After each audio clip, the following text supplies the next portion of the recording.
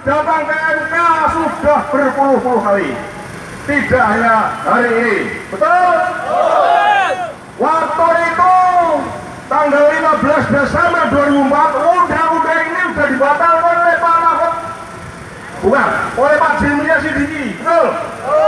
Tetapi undang-undang ini lahir lagi. Mengapa?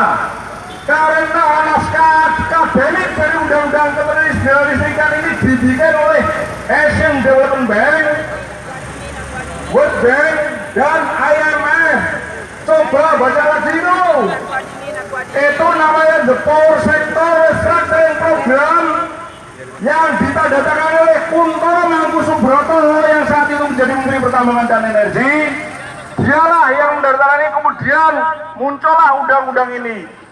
BUMN tadi atau Power Sector tadi mengamanatkan PLN Jawa Bali dijual, luar Jawa serahkan Pemda dan swasta, kemudian harga listrik diliberalkan.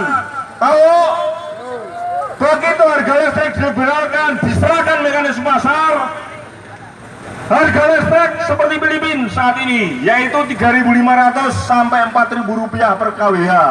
Itu sebenarnya kepedulian kita yang kemudian datang ke sini, kemudian didukung oleh para pekerja pabrik di bawah KSN, kemudian dijaga oleh bapak-bapak polisi.